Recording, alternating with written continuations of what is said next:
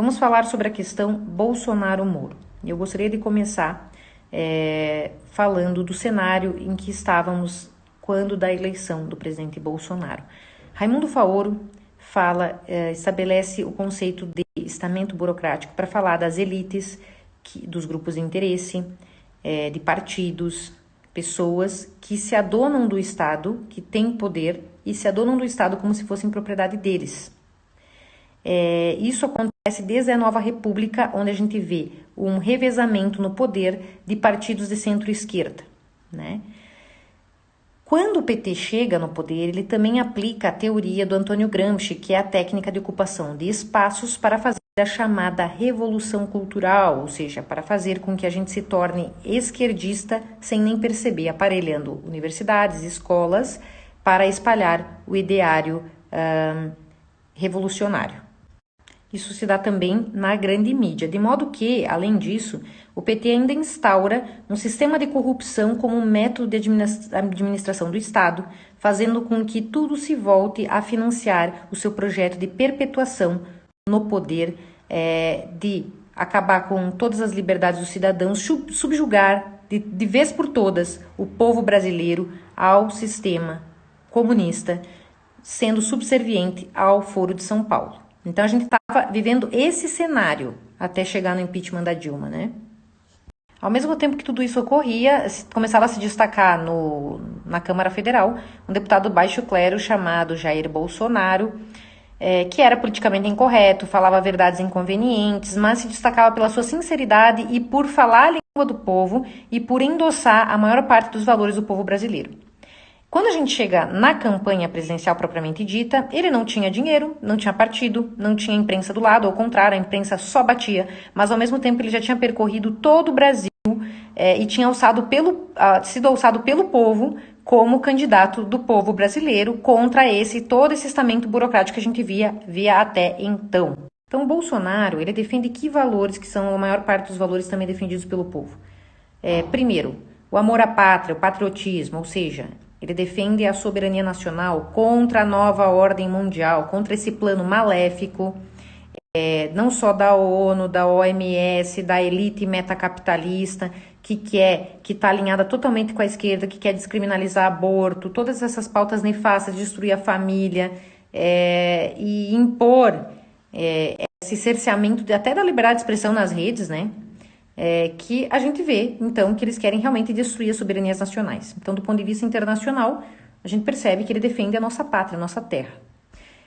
Defende o direito à vida, contra a descriminalização do aborto, contra a descriminalização das drogas, a favor da família brasileira, a favor da liberdade religiosa, que é base da nossa civilização, são os valores. Defende os valores cristãos, a liberdade religiosa, defende também o armamento do cidadão de bem, porque hoje realmente a gente vive uma crise sem precedentes na segurança pública brasileira. A gente tinha até então 60 mil homicídios por ano no Brasil. Enfim, o Bolsonaro fez essa promessa de defender todas as liberdades individuais do povo brasileiro. Durante a campanha ocorreu aquele terrível fato da facada, onde ele quase veio a falecer, mas graças a Deus se recuperou, foi eleito presidente da República. E então, só então, que ele fez o convite para o então juiz Sérgio Moro para ser ministro da Justiça, né?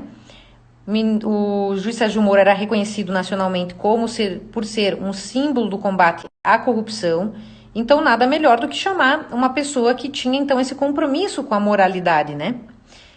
Da mesma forma como ele chamou o Guedes, que vem fazendo um excelente trabalho na pasta da economia. Então, esse foi um cenário num primeiro momento. Só que, ao mesmo tempo, quando o Moro foi nomeado ministro, a gente já tinha essa preocupação com relação a quais valores ele realmente defendia, porque ele nunca tinha falado abertamente se ele realmente tinha identidade de valores com o presidente, né, e com o povo. Então, a tese dele, que é de domínio público, de 2002, já demonstrava que ele defendeu o caso que acabou por legalizar o aborto perante a Suprema Corte Americana, o caso Roe versus Wade, ou seja, se ele defendeu esse caso na tese dele, significa que ele é simpático à ideia do aborto e do ativismo judicial, que já nos causava preocupação, porque se ele fosse um dos candidatos para o Supremo, nós teríamos um juiz progressista. A mesma coisa a gente observou com relação à questão do desarmamento, que não era muito simpático a ideia de armar o cidadão, tanto que agora, no dia 22 de abril, ele e o ministro da Defesa aprovaram uma portaria interministerial para limitar a quantidade de munição que o cidadão pode comprar, ou seja, está limitando o direito à legítima defesa e descumprindo automaticamente a promessa de campanha do Bolsonaro de facilitar o acesso do cidadão às armas. A esposa do ministro recentemente deu uma entrevista na revista Cláudia, onde se posicionou que é favorável ao aborto até o 3º mês da gestação, ou seja, demonstrando que também ela tem franca afinidade com a descriminalização do aborto. Logo no início da legislatura, pessoal, uma das coisas que confirmaram essa nossa preocupação foi que foi submetido à aprovação um projeto que visava executar imediatamente as sanções do Conselho de Segurança da ONU no Brasil, quando se tratasse de crimes de terrorismo.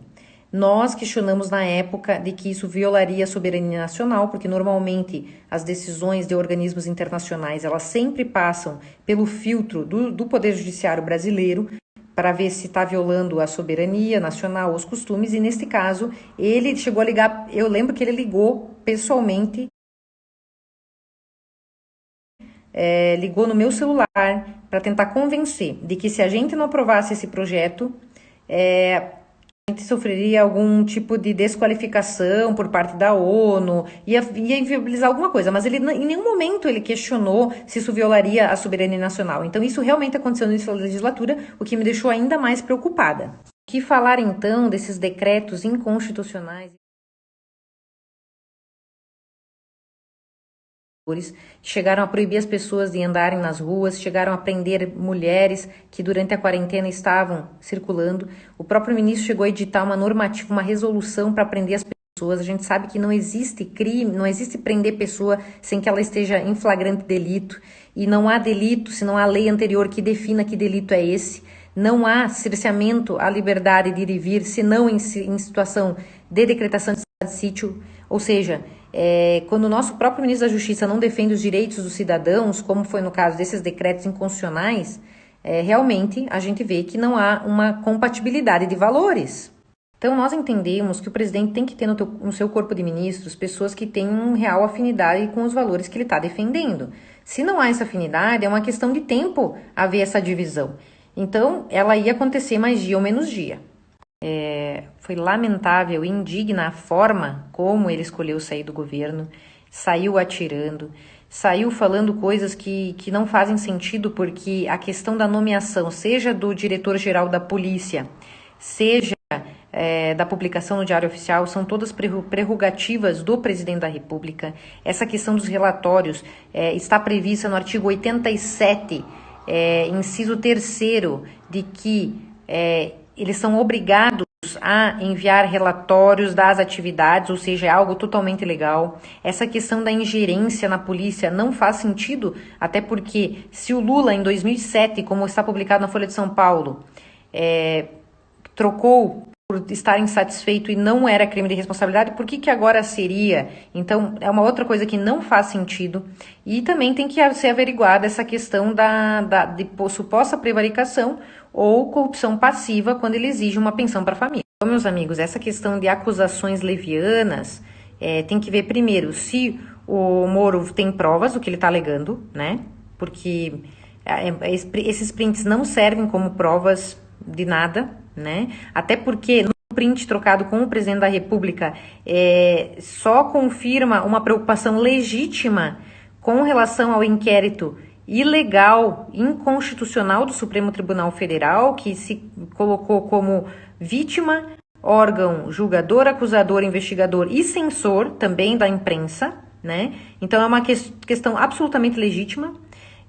Não servem de provas, então, esses prints. Vamos ver se ele tem alguma prova. Se não, gente, a gente só tem a lamentar. E, na verdade, a gente vê que o presidente da República sempre esteve preocupado com o projeto do Brasil. E aquilo que ele falou, então, acaba se confirmando, né? De que, para ele sair nesse momento de uma pandemia, por uma coisa tão, assim, por uma coisa que não é, assim, tão relevante, porque é prerrogativa do presidente a troca do chefe da polícia, acaba se confirmando, então, infelizmente, aquilo que o presidente falou de que se trata mais de um projeto pessoal do que do Brasil. Porque se a gente vai pensar no Brasil, a gente tenta parar as arestas, pensar no que há de projetos em comum. Mas se não há afinidade também, uma hora ou outra ia acontecer.